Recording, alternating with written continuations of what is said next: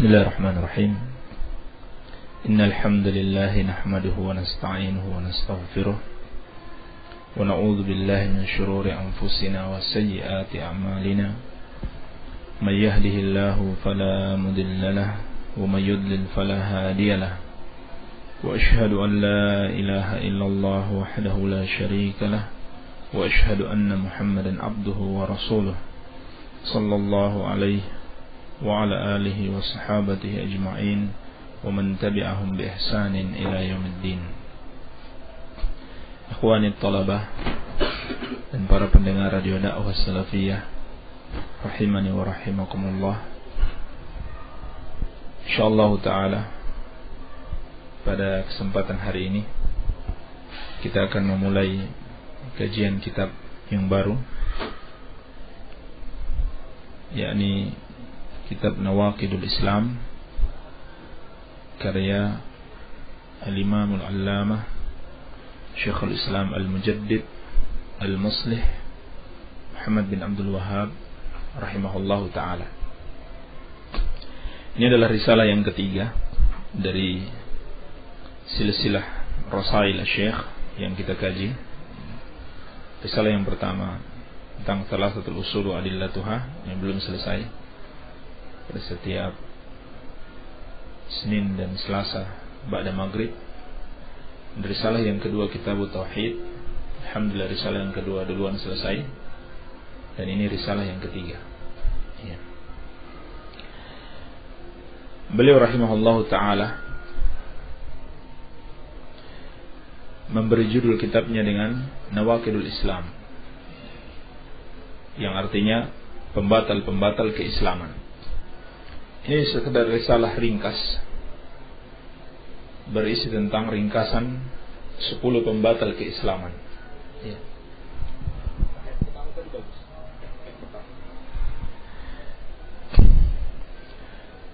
Atau istilah lainnya Nawaqidut Tauhid ya.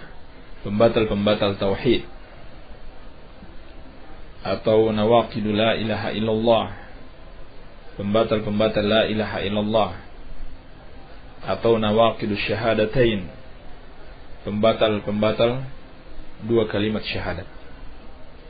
Artinya, kalau seorang melakukan salah satu dari pembatal-pembatal tersebut, maka batal Islamnya, murtad, menjadi kafir, batal tauhidnya, batal syahadatnya. Maka perkara ini sangat penting sekali untuk diketahui dan dipelajari, sebab ini tidak sekedar seperti orang yang batal wudhu lalu bisa segera berwudhu kembali dan tidak berkonsekuensi apa-apa, tetapi ini batal keislaman dan menyebabkan murtad. Kalau seorang mati di atas kemurtadan tersebut, maka sudah pasti tempatnya di dalam neraka, mati dalam keadaan kafir, terhapus seluruh amalannya dan kekal di dalamnya untuk selama-lamanya. Allah Subhanahu wa taala telah memperingatkan, "Wa may yartadid minkum an dinihi fayamut wa huwa kafirun faulaika habitat a'maluhum fid dunya wal akhirah." Dan barang siapa yang murtad di antara kalian dari agamanya, lalu dia mati dalam keadaan kafir, maka mereka itulah yang terhapus amalan-amalannya di dunia dan di akhirat. Wa ulaika ashabun nari hum fiha khalidun. Mereka itulah penghuni-penghuni neraka dan mereka kekal di dalamnya untuk selama-lamanya. Dalam surat Al-Baqarah ayat ke-217. Maka permasalahan ini bukan permasalahan yang sepele, karena berhubungan dengan keselamatan seseorang di dunia dan di akhirat. Sudah sepatutnya kita sebagai muslim yang menginginkan kebahagiaan di dunia dan di akhirat untuk memperhatikan masalah ini dengan baik. Baik. Asy-Syaikh rahimahullahu taala sebagaimana kebiasaan beliau memulai kitabnya dengan Bismillahirrahmanirrahim, iqtidaan bi kitabillahi wa sunnati rasulih sallallahu alaihi wa ala alihi wasallam, sebagai bentuk peneladanan terhadap Al-Qur'anul Karim dan juga surat-surat atau tulisan-tulisan Rasulullah sallallahu alaihi wasallam. Itu juga dimulai dengan Bismillahirrahmanirrahim, sebagaimana telah kita jelaskan panjang lebar dalam muqaddimah kitab Tauhid, juga dalam muqaddimah kitab Thalathatul Usul wa Adillatuha, sehingga tidak membutuhkan pengulangan lagi. Baik. Dan juga kitab-kitab para ulama dimulai dengan Bismillahirrahmanirrahim, yang di dalamnya terkandung dua faedah besar. Yang pertama untuk tabarruk, mencari keberkahan dengan nama Allah Subhanahu wa taala, dan yang kedua untuk isti'anah billah, meminta pertolongan Allah Subhanahu wa taala. Ini fungsi ucapan Bismillahirrahmanirrahim, mencari keberkahan dengan nama Allah dan meminta pertolongan Allah Subhanahu wa taala. Qala Syekh Al-Imam Al-Allama Syekhul Islam Al-Mujaddid Al-Muslih Muhammad bin Abdul Wahhab rahimahullahu ta'ala rahmatan wasi'ah, i'lam anna nawaqid al-islami 10 nawaqid. Kata beliau rahimahullah, ketahuilah sesungguhnya pembatal-pembatal keislaman itu ada 10. Pembatal-pembatal keislaman itu ada 10. Maksud beliau dalam risalah ini, beliau hanya akan menyebutkan 10 pembatal keislaman. Namun ini bukan pembatasan. Yang bisa membatalkan keislaman, yang bisa menyebabkan seorang muslim itu murtad, bukan hanya 10 ini, bisa lebih dari 10. Tetapi beliau hanya menyebutkan 10, sebab kata para ulama, kebanyakan pembatal keislaman itu kembali pada 10 ini. Ya. Usulnya ada 10. Dan juga kebanyakan yang tersebar di masyarakat adalah 10 bentuk ini. 10 pembatal keislaman yang insyaallah ta'ala akan kita bahas satu persatu. Al-awwal, asyirku fi ibadatillah ta'ala. Pembatal keislaman yang pertama, syirik di dalam beribadah kepada Allah Subhanahu wa ta'ala. Ini pembatal keislaman yang pertama yang disebutkan oleh al-muallif rahimahullahu ta'ala, yang paling banyak diperingatkan dalam Al-Quran dan As-Sunnah, dan paling banyak tersebar di dalam masyarakat manusia. Iya. Tanpa kecuali, baik mereka yang memang negeri-negeri tinggal di negeri-negeri kafir, maupun yang tinggal di negeri-negeri Islam, kenyataan yang kita saksikan tersebar perbuatan-perbuatan kesyirikan kepada Allah Subhanahu wa taala di dalam ibadah. Adapun makna syirik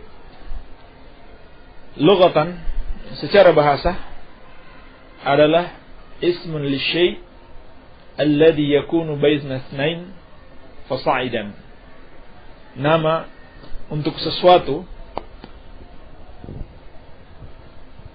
yang terdiri atas 2 bagian atau lebih. Jadi bukan satu. Ini namanya syirik. Atau kalau kita mau terjemahkan, mungkin maknanya bersyirikat. Ini namanya asyirik secara bahasa. Oleh karenanya koperasi itu dinamakan syirkah. Apa makna syirkah? Dinamakan syirkah karena koperasi itu didirikan oleh gabungan dari sekelompok orang. Baik. Adapun maknanya secara syar'i disebutkan oleh para ulama, dan definisi yang paling syamil, yang paling mencakup adalah ucapan para ulama bahwasannya syirik itu adalah taswiyatu ghairillahi billah, fima huwa min khasa'isillahi min ar-rububiyyah wal uluhiyah wal asma'i was sifat.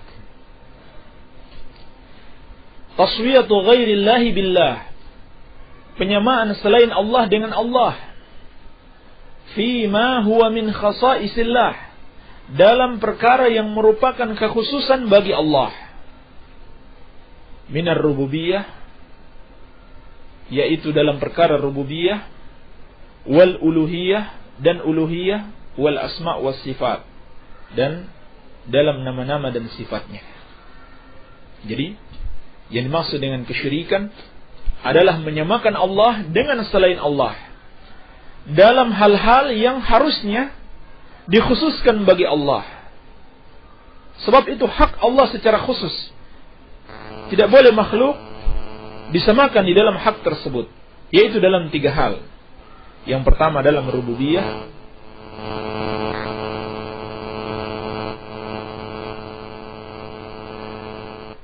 yang kedua di dalam uluhiyah, dan yang ketiga di dalam asma' wa sifat. Sebagaimana tauhid adalah mengesahkan Allah di dalam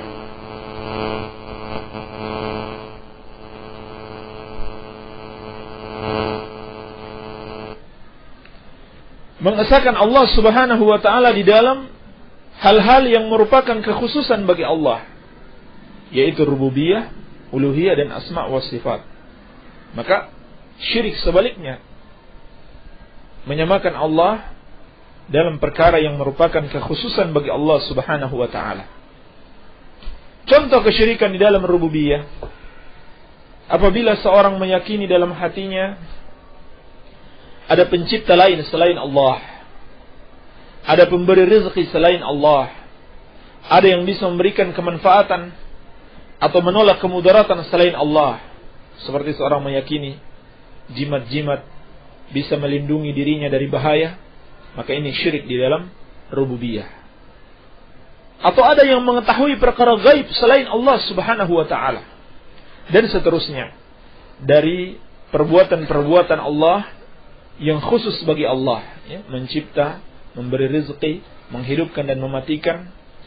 Siapa yang meyakini perbuatan-perbuatan tersebut mampu dilakukan oleh selain Allah, atau ada yang membantu Allah di dalam melakukan perbuatan-perbuatan itu, maka dia telah menyekutukan Allah Subhanahu wa taala di dalam rububiyah.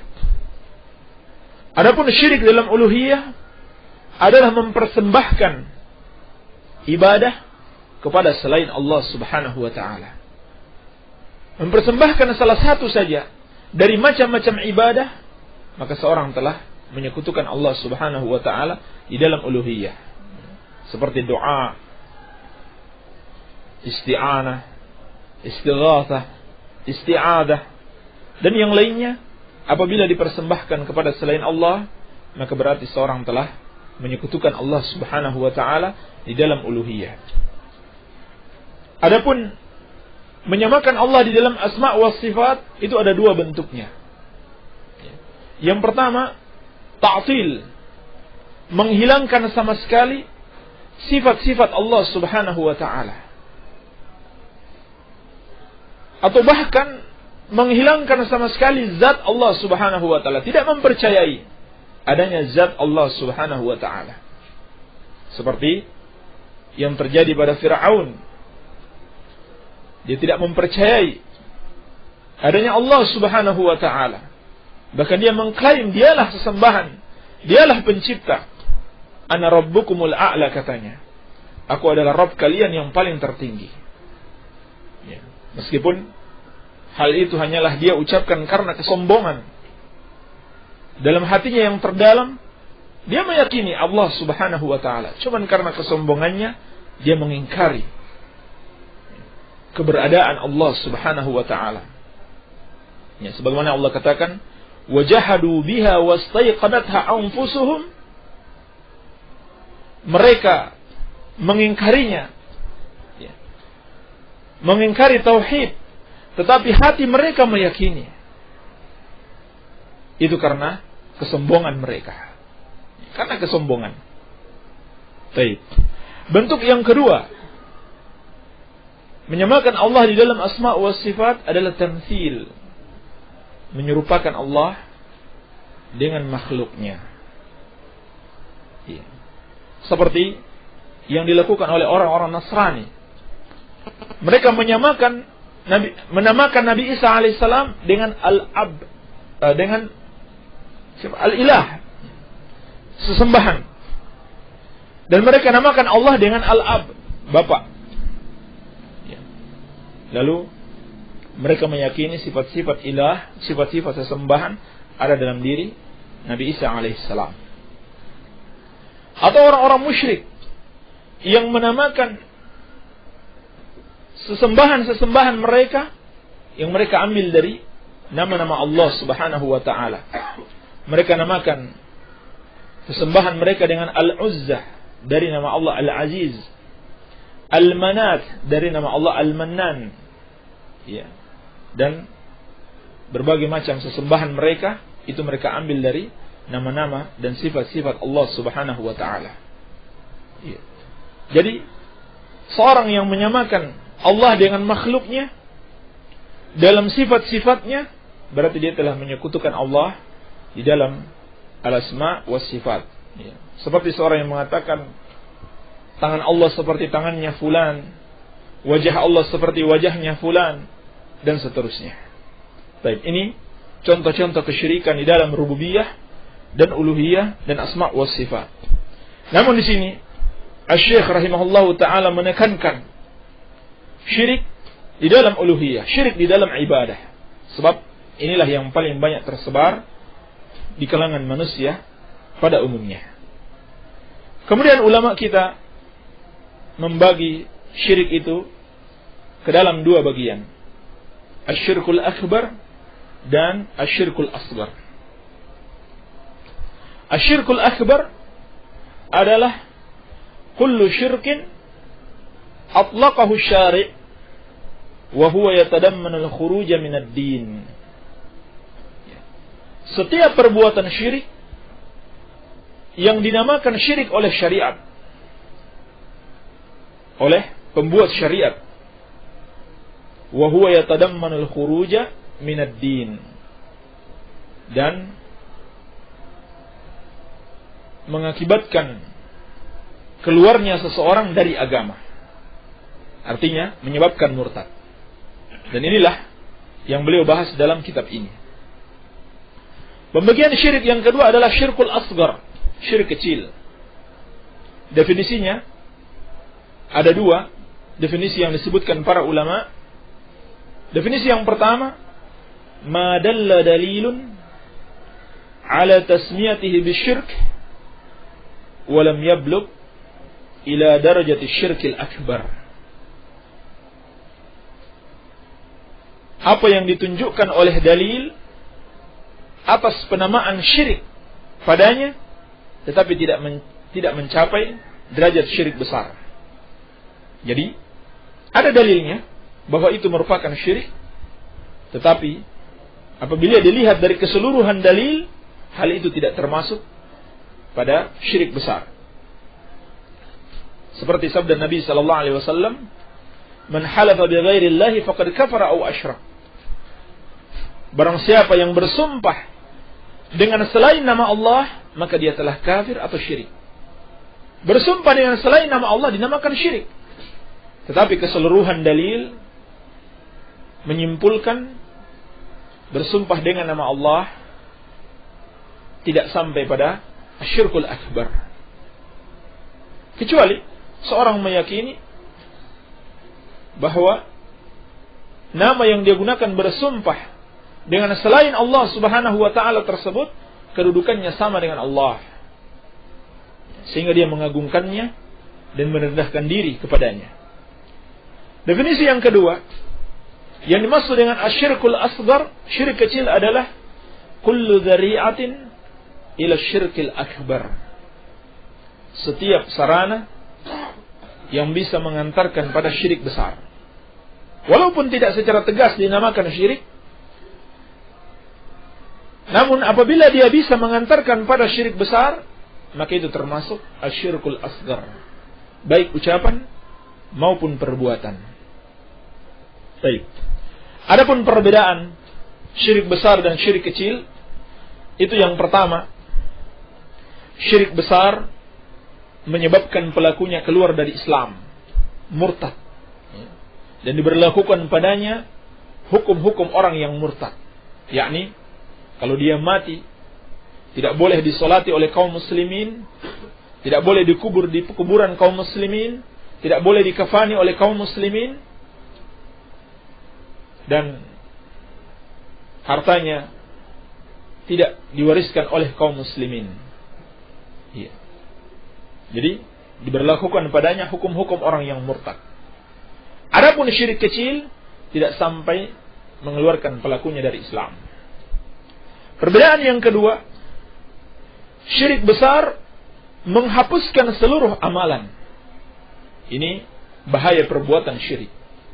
Seluruh amalan atau kebaikan yang pernah dilakukan oleh seseorang, apabila dia melakukan syirik, terhapus semuanya. Kasihan sekali. Capek-capek beribadah, tapi bersamaan dengan itu melakukan kesyirikan, terhapus amalannya. Allah Subhanahu wa taala berfirman, "Wa laqad uhiya ilaika wa ila alladziina min qablika la in asyrakta la yahbatanna 'amaluka wa la takunanna minal khasirin." Dalam surat Az-Zumar ayat ke-65, kata Allah Subhanahu wa taala kepada nabinya sallallahu alaihi wasallam, dan sungguh telah diwahyukan kepadamu dan kepada orang-orang sebelum kamu, kalau kamu menyekutukan Allah, maka terhapuslah amalanmu dan kamu termasuk orang-orang yang merugi.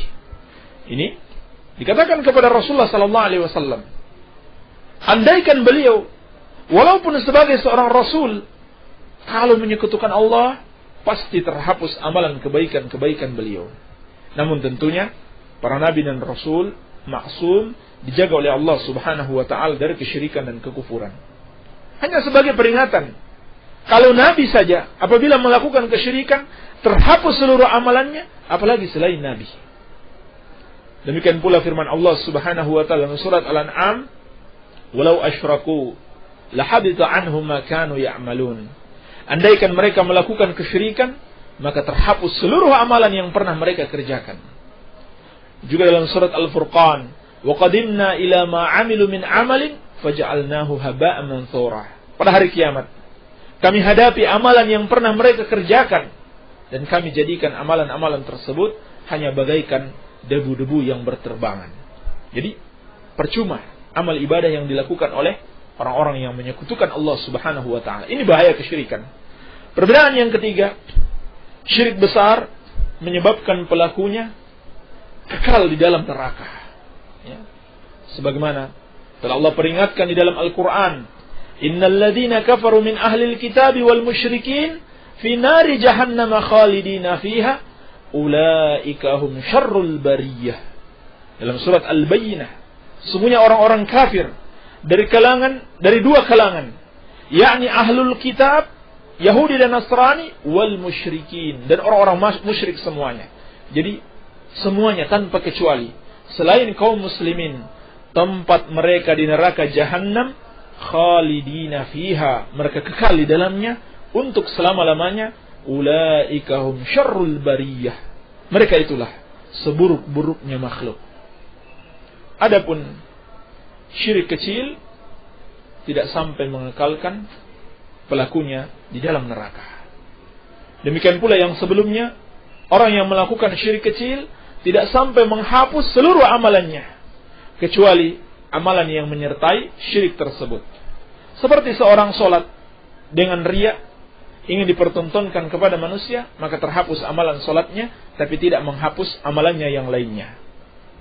Kemudian perbedaan yang keempat, orang yang mati di atas kesyirikan, Allah Subhanahu wa ta'ala tidak akan mengampuni dosa-dosanya. Sedangkan orang yang mati dengan syirik kecil, maka terjadi khilaf ulama, sebagaimana akan kita bahas dalilnya pada dalil yang pertama yang disebutkan oleh Syekh rahimahullahu taala di dalam pembatal keislaman yang pertama ini.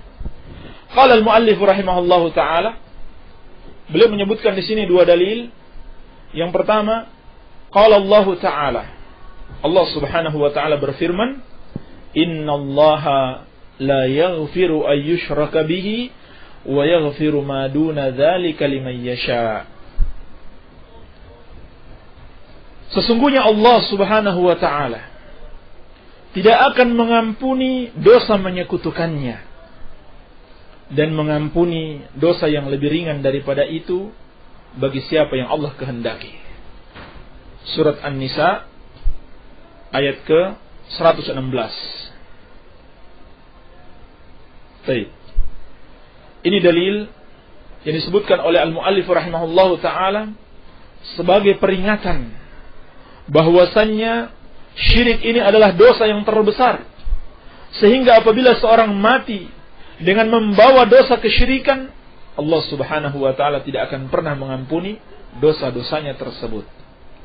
Adapun yang mati dengan membawa dosa selain syirik yang tidak sampai pada derajat syirik, kalau Allah menghendaki dia diampuni. Kalau Allah menghendaki dia diazab, tapi itu tidak mengekalkannya di dalam neraka.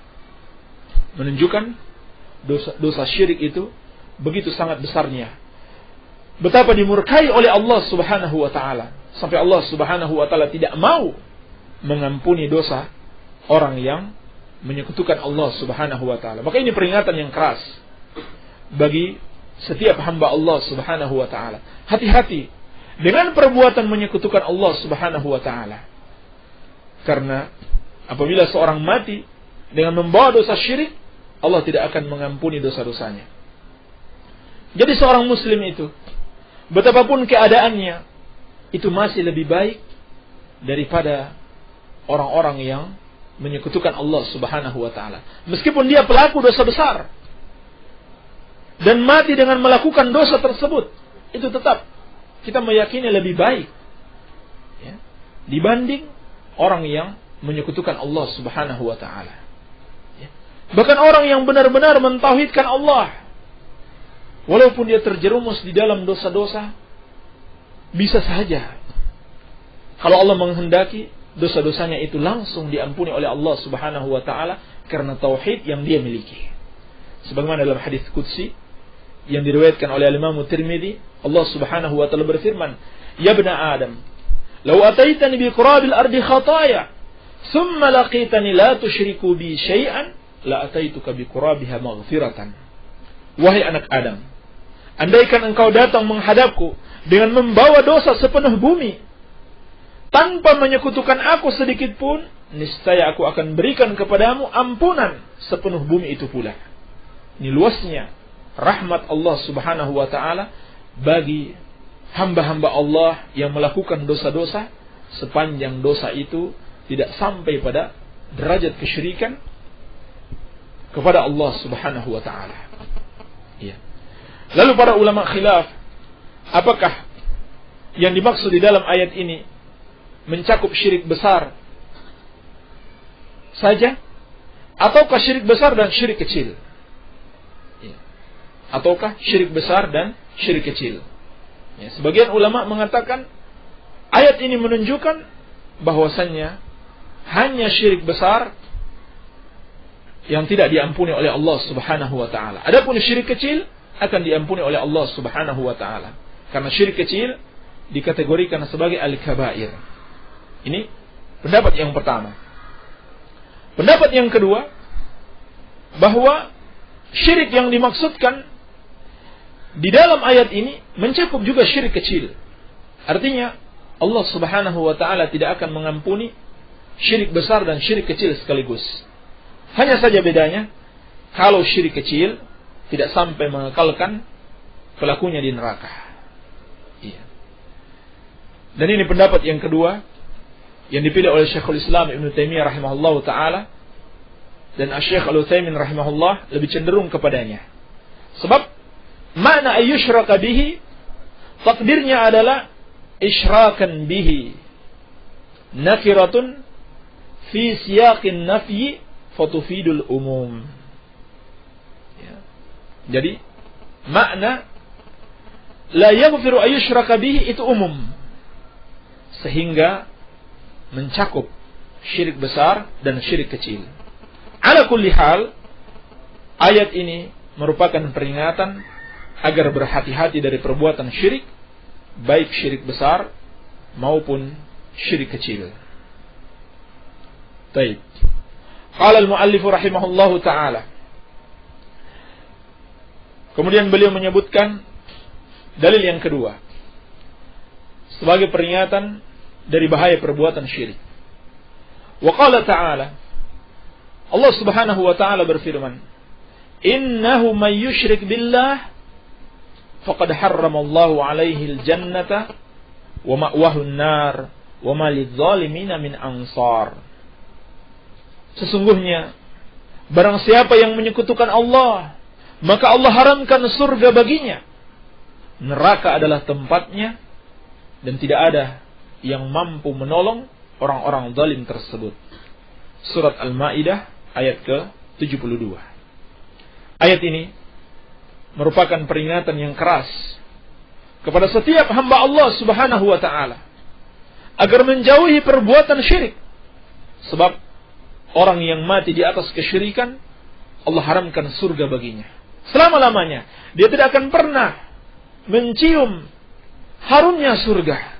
Dia tidak akan pernah menikmati kenikmatan surga. Dan tempatnya kalau begitu sudah pasti adalah neraka jahanam, dan dia kekal di dalamnya untuk selama-lamanya, dan tidak ada satupun yang bisa menolongnya. Tidak ada satupun yang bisa memberikan syafaat kepadanya. Sebab wala yashfa'una illa liman irtada.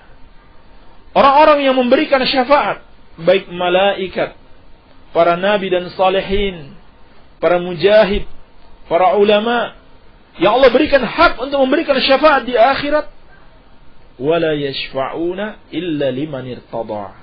Mereka tidak bisa memberikan syafaat kecuali bagi siapa yang Allah ridhoi. Sedangkan Allah tidak akan meridhoi orang-orang yang menyekutukan Allah Subhanahu wa taala. Maka ayat ini terdapat peringatan bagi kita semuanya untuk menjauhi perbuatan syirik dan tidak menganggap sepele perbuatan syirik ini.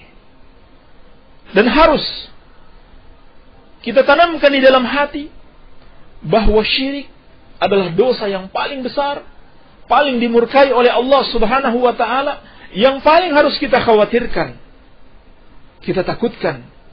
Jangan sampai diri kita, keluarga dan masyarakat kita terjerumus pada perbuatan syirik kepada Allah Subhanahu wa taala. Dan dosa syirik melebihi dosa-dosa yang lainnya. Oleh karenanya termasuk tipuan syaitan, termasuk talbis iblis kepada sebagian kelompok-kelompok dakwah atau yang menamakan diri mereka dengan aktivis dakwah dan semacamnya, yang mereka tidak memperhatikan persoalan tauhid, tidak memberantas kesyirikan, tidak memperhatikan sunnah, tidak memberantas bid'ah. Justru yang mereka perhatikan masalah yang lebih ringan daripada itu. Iya. Ini termasuk talbis iblis kepada mereka. Lalu beliau rahimahullahu ta'ala mencontohkan satu bentuk kesyirikan. Iya. Wa minhu dzabhu li ghairillah. Dan di antara bentuk kesyirikan adalah menyembelih untuk selain Allah Subhanahu wa taala. Kaman yadhbahu lil jin aw lil qabr. Seperti orang yang menyembelih untuk jin. Ya. Untuk dipersembahkan kepada Nyi Loro Kidul misalnya. Atau Kiai Sapu Jagat, ya. Petruk, Gareng dan yang lain-lainnya, ya. Nama-nama syaitan yang mereka persembahkan sembelihan-sembelihan itu kepada mereka, atau kepada kuburan, yaitu kuburan orang-orang saleh, ya. Seperti di Mesir kuburannya Badawi, ya. Di Irak kuburannya Husain, ya. Di Iran juga ada kuburannya Husain, di tempat lain ada juga kuburannya Husain, ya.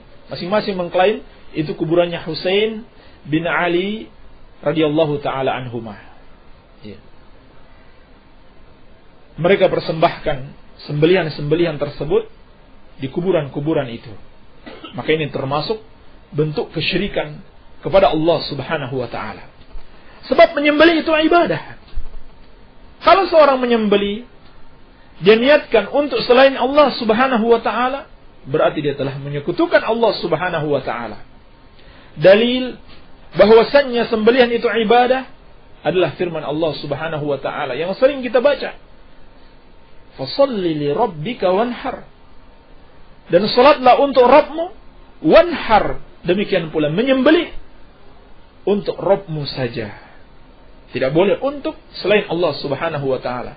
Juga firman Allah Subhanahu wa taala, "Qul inna salati wa nusuki wa mahyaya wa mamati lillahi rabbil alamin la syarikalah." Katakanlah, sesungguhnya salatku, sembelihanku, hidup dan matiku hanya bagi Allah Subhanahu wa taala, Rabbul alamin, tidak ada sekutu baginya. Dan Nabi sallallahu alaihi wasallam telah mengingatkan dalam hadis yang diriwayatkan oleh Imam Muslim dari Ali bin Abi Thalib radhiyallahu taala anhu, kata Nabi sallallahu alaihi wasallam, la'anallahu man dzabaha li ghairillah. Allah melaknat siapa yang menyembelih untuk selain Allah Subhanahu wa taala. Iya.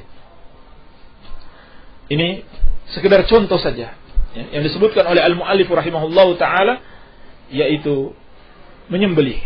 Menyembelih itu ibadah apabila dipersembahkan kepada selain Allah Subhanahu wa taala, maka berarti seorang telah menyekutukan Allah Subhanahu wa taala di dalam ibadah, di dalam uluhiyah.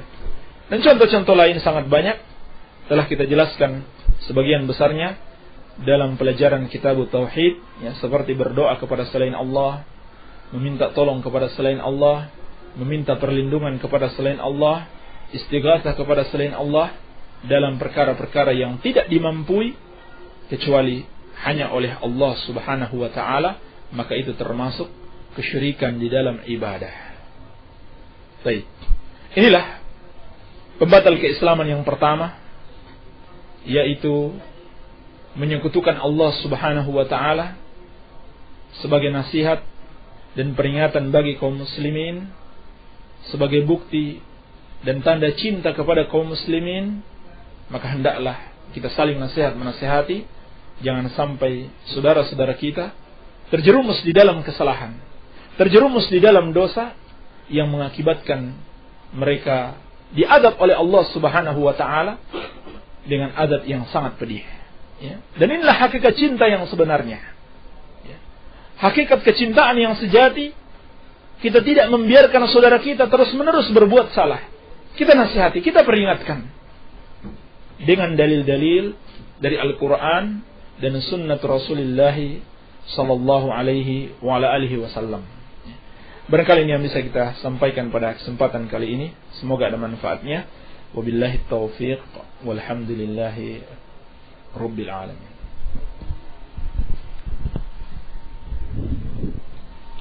Demikian tadi apa yang telah disampaikan oleh Ustaz Abu Abdullah Sufyan. Sebagaimana biasa kita masuki sesi tanya jawab, dan sudah ada pertanyaan yang telah masuk. Sekali lagi diumumkan, bagi yang bertanya silakan kirimkan saja pertanyaannya ke nomor 085353020304, atau bisa juga ke nomor 0813-949-72127. Dan tadi mohon maaf ada gangguan dari sinyal ponsel. Ada kemungkinan karena handphone yang digunakan di nomor 085353020304 menggunakan HP Nokia, dia belum ada alat SARS, jadi di pengurangan sinyal yang bisa mengganggu. Jadi sinyalnya keras gitu, sehingga bisa mengganggu acara, sehingga ponsel ini untuk sementara sekarang sedang dimatikan, tapi nggak apa-apa. Kirimkan saja, nanti insya Allah pertanyaan yang masuk akan dijawabnya keesokan harinya. Mungkin langsung saja kepada Ustadz untuk menjelaskan pertanyaan-pertanyaan yang telah masuk. Dan ini sudah ada pertanyaan yang masuk dan lumayan cukup banyak. Bismillahirrahmanirrahim. Salatu wassalamu ala Rasulillah amma ba'd. Apakah benar bahwa salat sunnah qabliyah subuh sama dengan salat sunnah fajar? Sekian dan terima kasih dari R. Sunardi Bangun Reja Cilacap. Ya, sama saja. Ya. Salat sunnah qabliyah subuh itulah yang dimaksud dengan salat sunnah fajar. Ya. Yang dikatakan oleh Rasulullah sallallahu alaihi wasallam,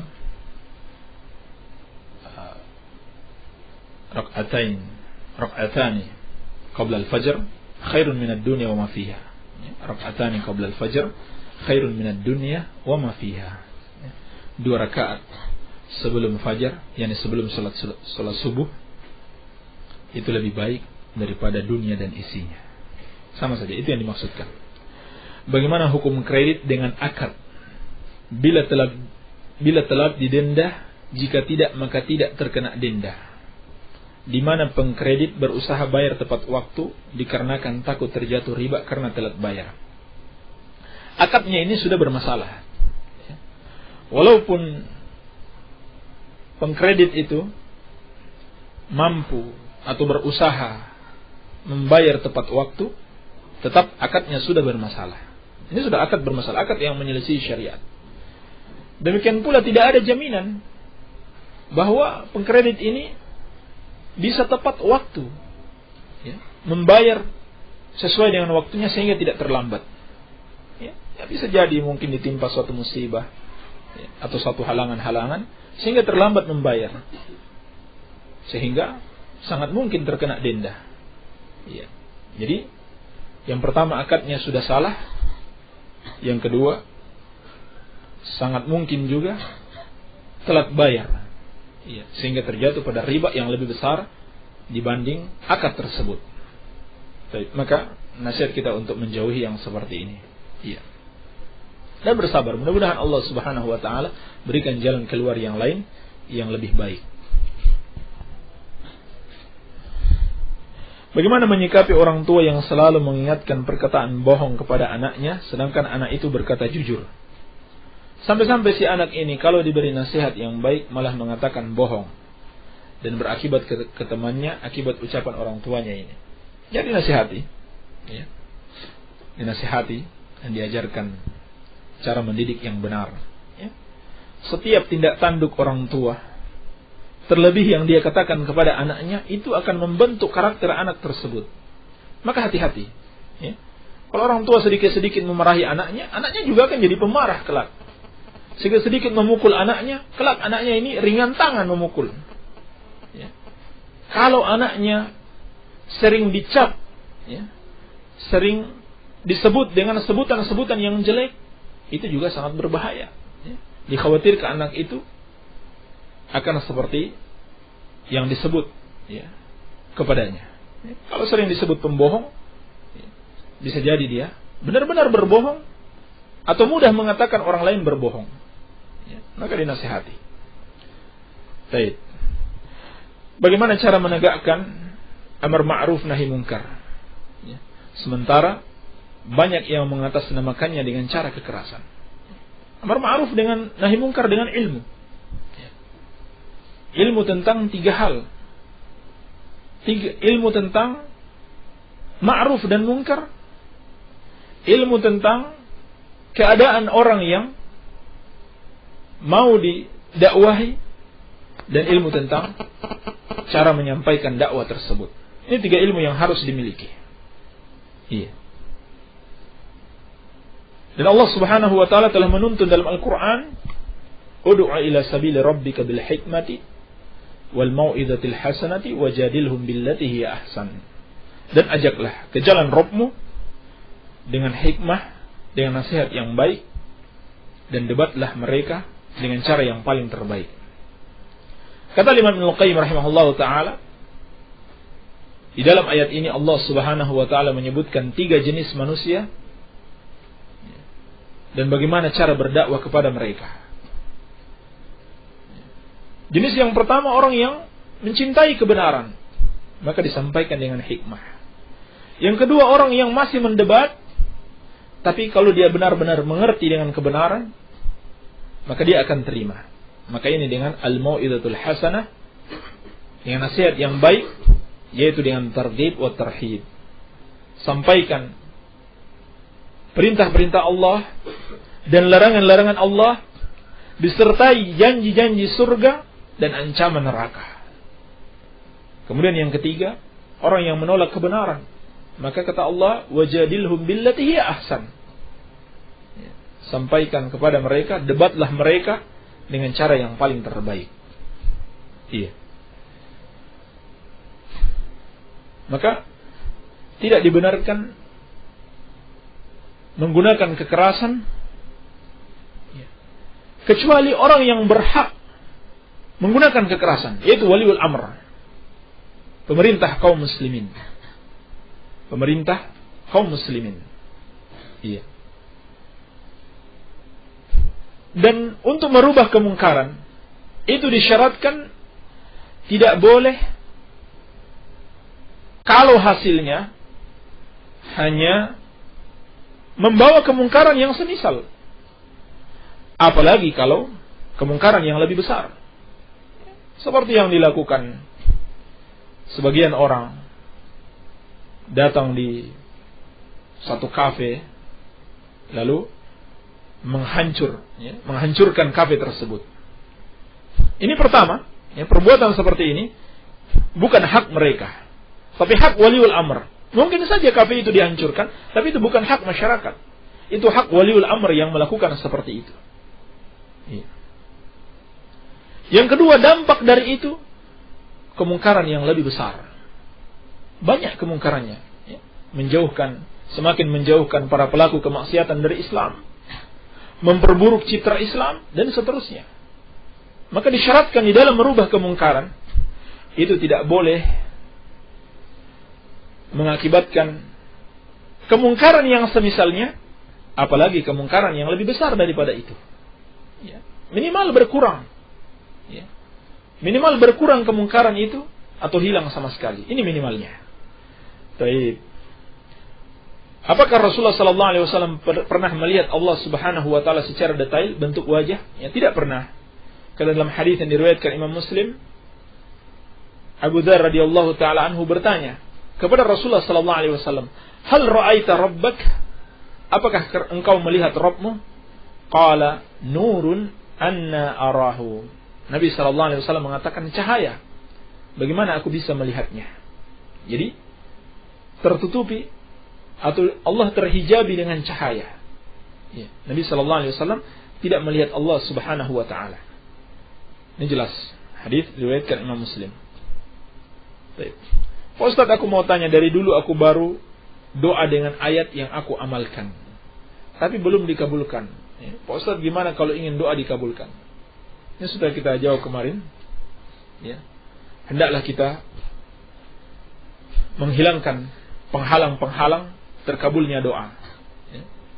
Di antaranya, tidak yakinnya seseorang dengan terkabulnya doa itu merupakan penghalang dikabulkannya doa.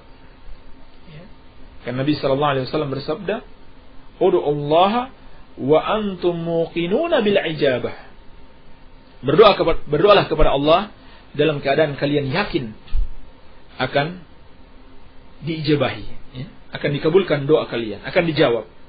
Wa'lamu anna Allah la yaqbalu du'a min qalbin ghafilin lahin. Dan ketahuilah Allah tidak akan menerima doa dari hati yang lalai dan main-main. Jadi hati harus khusyuk, harus benar-benar bergantung kepada Allah Subhanahu wa taala.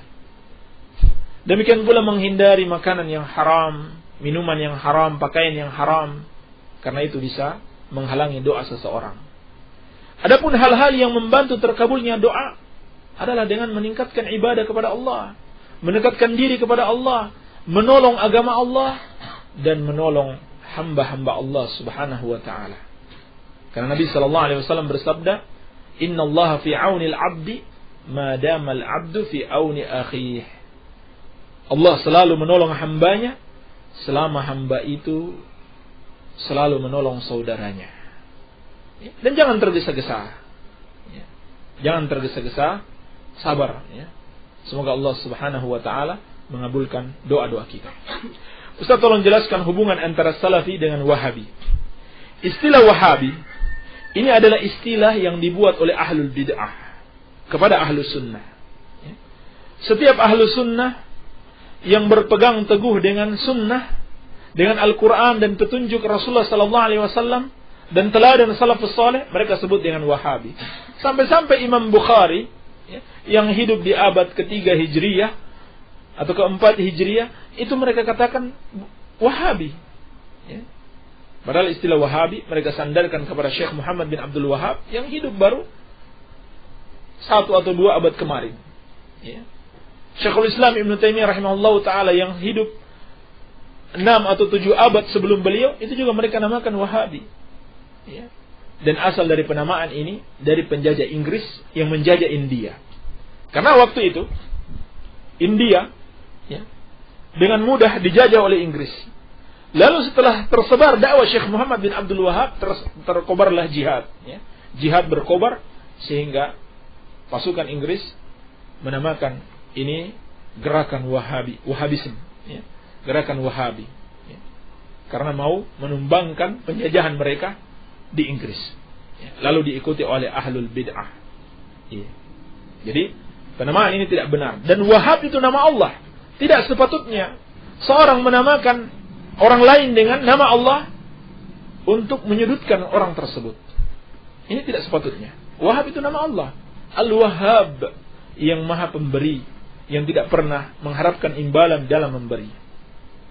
Jadi ini menamakan satu kelompok atau seseorang dengan Wahabi termasuk bentuk buruknya adab seseorang terhadap Allah Subhanahu wa taala. Sebab Wahhab adalah nama Allah Subhanahu wa taala. Mau tanya Ustaz, apa dalilnya wanita yang bercadar? Kebanyakan sekarang dicadar tapi enggak mau kenal sama tetangga, teman-teman yang enggak bercadar, dari Syahrul. Baik. Dalil tentang cadar itu banyak sekali di dalam Al-Quran wa Sunnah. Di antaranya dalam Al-Quran Allah Subhanahu wa taala berfirman, Ya ayyuhan nabiyyu qul li azwajika wa banatika wa nisa'il mu'minin yudnina 'alaihinna min jalabibihinna. Wahai Nabi, katakan kepada istri-istrimu, anak-anak perempuanmu dan istri-istri orang yang beriman, hendaklah mereka menutupkan jilbab mereka ke seluruh tubuh mereka. Al-Imam As-Suyuti rahimahullahu ta'ala, salah seorang pembesar ulama Syafi'iyah, berkata, Hadhihi ayatul hijab fi haqqi sa'irin nisa. Ayat ini, ayat hijab, berlaku bagi seluruh wanita. Fa fiha wujubu satri ra'si wal wajhi 'alaihinna. Di dalam ayat ini terdapat kewajiban menutup kepala dan wajah atas mereka, atas para wanita. Ini pendapat salah seorang ulama Syafi'i. Dan diriwayatkan oleh Al-Imam Al-Bukhari dari Ummul Mukminin Aisyah radhiyallahu anha.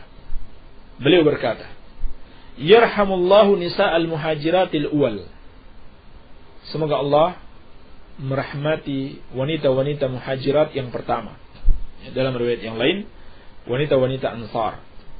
Lamma nazalat, ketika turun firman Allah, wal yadribna bi khumurihinna ala juyubihinna.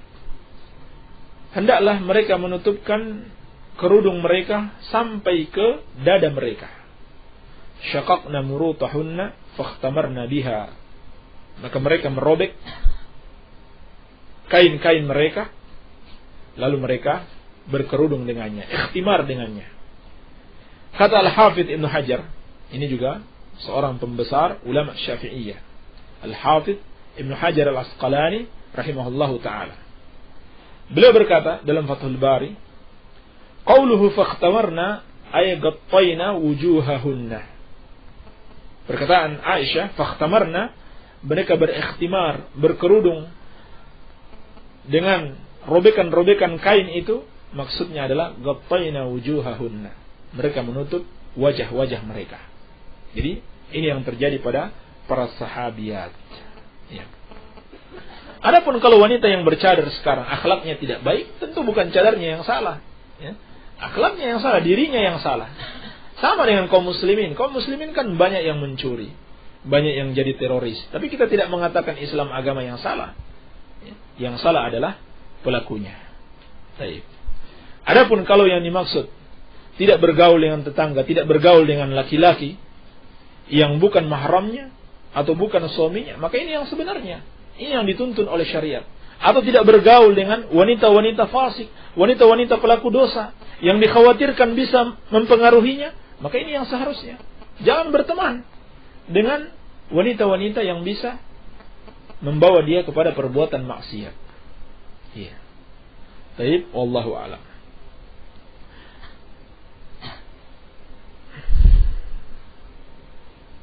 Ustaz, bagaimana seharusnya acara dalam pernikahan? Karena kebiasaan masyarakat di desa mengadakan berjanjian dan nyanyi-nyanyi. Yang penting dalam pernikahan itu adalah dalam resepsi ya, dalam resepsi pernikahan itu adalah pengumuman pernikahan tersebut. Dan disunahkan disertai dengan makanan kepada para tamu. Karena Nabi SAW bersabda, "Aulim walau bisyartin." Laksanakan walimah, resepsi pernikahan, walaupun hanya dengan seekor kambing. Ini yang paling penting. Sudah makan selesai pulang. Kalau ada yang dibungkus, alhamdulillah. Kalau mau disertai dengan nyanyi-nyanyi, maka yang dibolehkan di situ seperti yang ada di zaman Nabi Sallallahu Alaihi Wasallam, yang menyanyi adalah anak kecil, perempuan yang belum balik, yang tidak dikhawatirkan fitnah darinya. Adapun selain itu, maka itu tidak dibolehkan di dalam syariat. Atau menggunakan alat-alat musik, ini diharamkan. Karena Nabi Sallallahu Alaihi Wasallam bersabda, "La yakunanna aqwamun min ummati yastahilluna al-hirra wal harira wal khamra wal ma'azif." Akan ada segolongan dari umatku yang menghalalkan khamar, sutra bagi laki-laki, perzinahan, dan alat-alat musik. Artinya alat musik ini diharamkan, lalu mereka halalkan. Ini tidak dibenarkan. Adapun berjanji, ini termasuk kebid'ahan, tidak ada contohnya dari Rasulullah Sallallahu Alaihi Wasallam. Jadi yang paling penting, orang sudah tahu kita menikah, lalu mereka makan, selesai pulang. Iya. Baik. Atau kalau bersamakan dengan akad nikah, ya sudah, selesai akad nikah. Ya, mereka saksikan, mereka tahu, makan, pulang. Selesai, itu saja. Tidak lebih dari itu. Baik.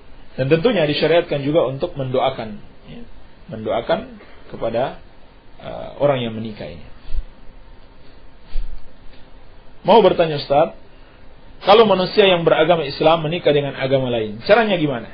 Kan banyak artis-artis yang suami istri berbeda agama.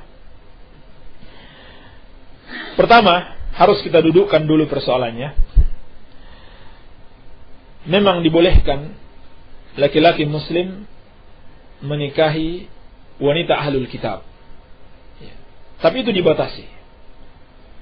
Dibatasi bahwa laki-laki ini muslim dan wanita ini ahlul kitab, yaitu Yahudi atau Nasrani, yang menjaga kesuciannya, bukan wanita pezina. Dan saat ini sangat sulit dicari dari kalangan mereka yang bukan pezina. Kalau dibalik, wanitanya muslimah, maka tidak boleh, ini haram. Atau wanitanya selain ahlul kitab, selain Yahudi dan Nasrani, seperti wanita Konghucu, ateis, Hindu, Buddha, tidak boleh, haram hukumnya. Iya. Oleh karena itu, artis-artis yang melakukan ini, mereka memang asalnya tidak patut dijadikan sebagai teladan. Mereka inilah perusak-perusak umat, perusak-perusak masyarakat yang setiap hari berdakwah di televisi atau di media-media. Iya. Maka tidak pantas dijadikan teladan. Allah Subhanahu wa taala berfirman, "Wala tankihul musyrikati hatta yu'minna." Dan janganlah kalian menikahi wanita-wanita musyrikah sampai mereka beriman. Wala amatun mu'minatun khairum min musyrikatin walau a'jabatkum. Sungguh wanita budak yang beriman itu lebih baik daripada seorang wanita musyrikah, meskipun wanita musyrikah ini telah mempesona kalian. Wala tunkihul musyrikina hatta yu'minu. Demikian pula disampaikan kepada para wali, para orang tua, janganlah kalian menikahkan anak-anak kalian dengan laki-laki musyrik sampai mereka beriman. Wala abdu mu'minun khairum min musyrikin walau a'jabakum. Sungguh seorang hamba, seorang budak yang beriman itu lebih baik daripada seorang musyrik, meskipun dia telah mempesona kalian. Ulaika yad'una ilan nar wallahu yad'u ilal jannah. Mereka itu mengajak ke neraka dan Allah mengajak ke surga, wal maghfirati bi idnih, dan mengajak kepada ampunan Allah dengan izinnya. Ini jelas dalil pengharaman nikah selain laki-laki muslim dan ahlul kitab dan wanita ahlul kitab. Adapun bagaimana tata caranya? Harus mengikuti tata cara Islam. Ya. Tidak boleh dengan tata cara selain Islam. Iya. Dan laki-laki ini harus menjamin anak-anaknya tidak boleh satupun mengikuti agama ibunya. Haram hukumnya.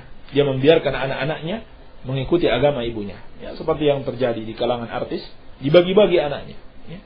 Sebagian ada yang mengikuti bapaknya, sebagian ada yang mengikuti ibunya. Ini tidak benar. Baik.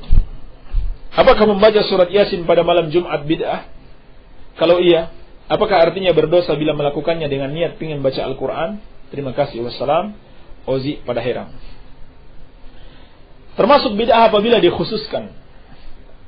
Apabila dikhususkan pembacaan Yasin saja pada malam Jumat. Ya. Kalau seorang tidak mengkhususkan, kadang-kadang dia baca Yasin, kadang-kadang baca ayat yang lain, maka tidak mengapa insyaallah ta'ala dengan niat membaca Al-Quran, bukan meniatkan amalan khusus pada malam Jumat.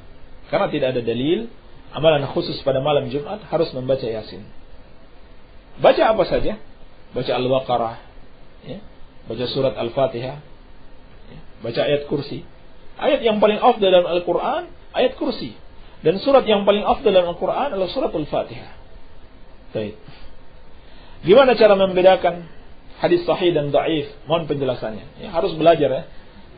Harus belajar ilmu mustalahul hadis. Ini bukan pelajaran yang bisa dijelaskan dalam waktu yang singkat.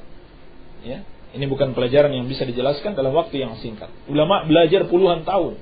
Syekh Al-Albani rahimahullah ta'ala belajar puluhan tahun ya, untuk mengenal yang sahih dan yang dhaif. Demikian para ulama sebelumnya. Al-Muhaddits puluhan tahun belajar. Sehingga dalam ilmu ini kita sangat membutuhkan ulama. Kita tidak mengandalkan diri kita sendiri, tapi sangat membutuhkan ulama. Adapun makna hadis sahih, mattasala sanaduhu binaqlil adil dhabit an mithlih wa salima an syudud wal illah. Ini definisi hadis sahih.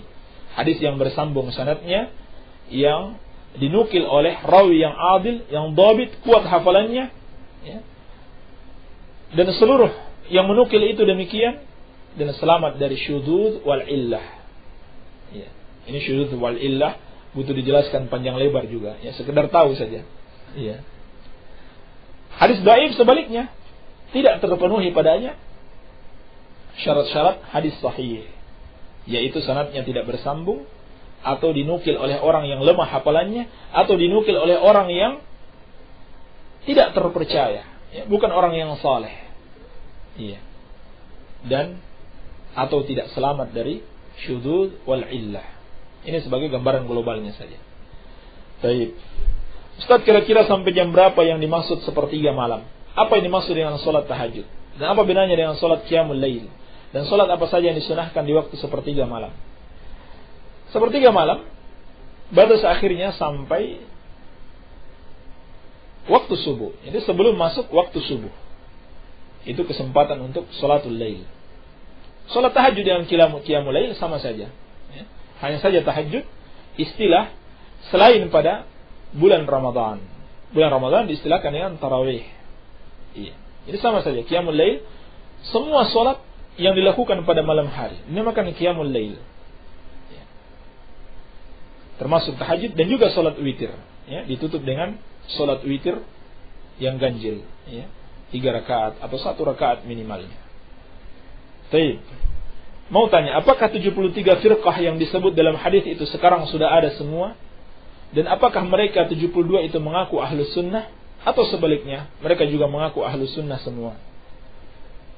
Atau sebaliknya? Baik. 73 firqah. Al-Imam Ibnul Jauzi rahimahullahu ta'ala dalam kitabnya Talbis Iblis, itu beliau sudah merinci di situ. Di zaman beliau atau di zaman sebelum beliau sudah ada 73 firqah. Dan beliau berhitung satu persatu.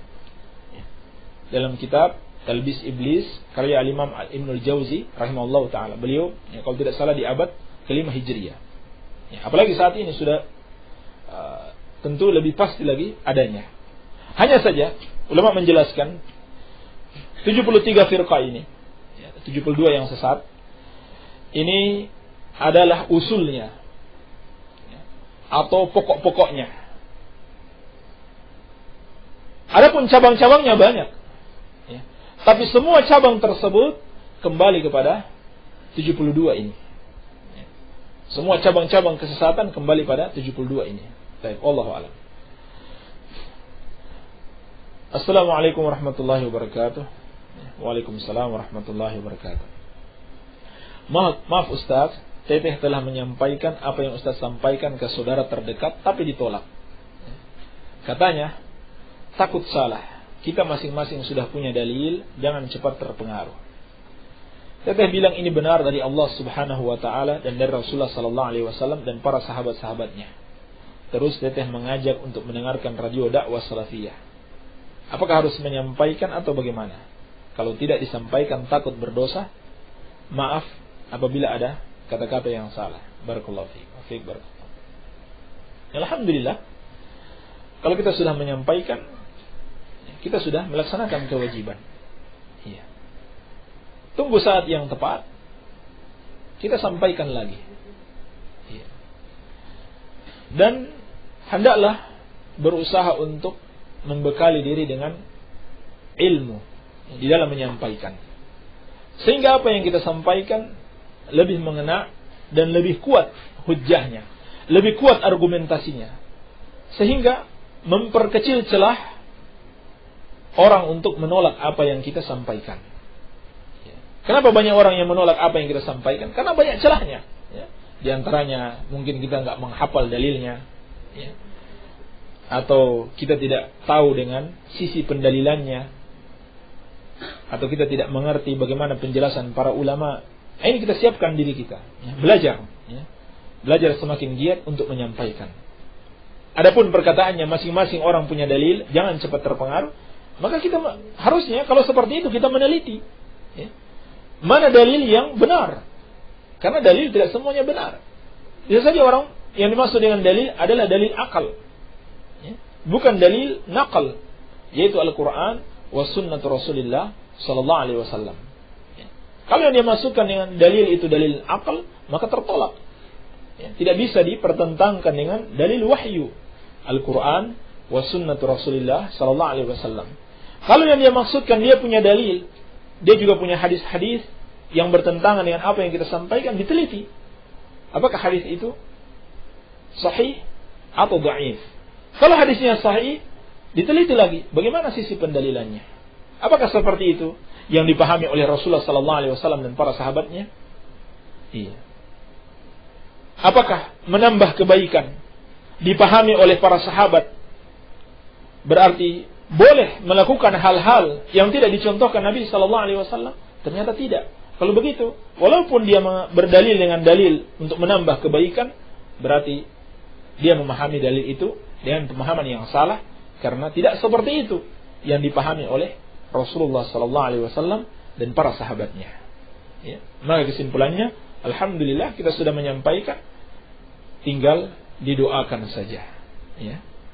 Dan kalau kita memiliki kemampuan lagi, sudah berbekal dengan ilmu, lebih giat lagi kita belajar, kita sampaikan lagi ya, dengan dalil-dalil dan argumentasi yang lebih kuat.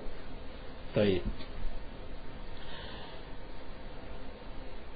Di kampung saya ada hajatan, ada hiburan pongdut.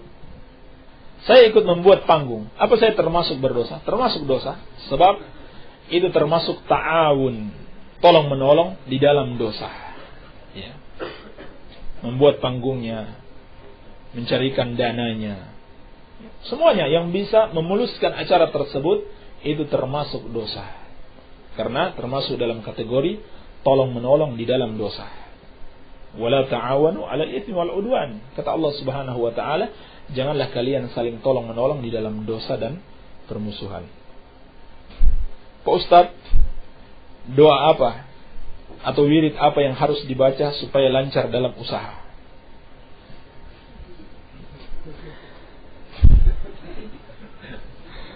Ada satu doa dari Ummu Salamah radhiyallahu anha yang diriwayatkan Imam Ibnu Majah dan disahihkan oleh Syekh Al-Albani rahimahullahu taala.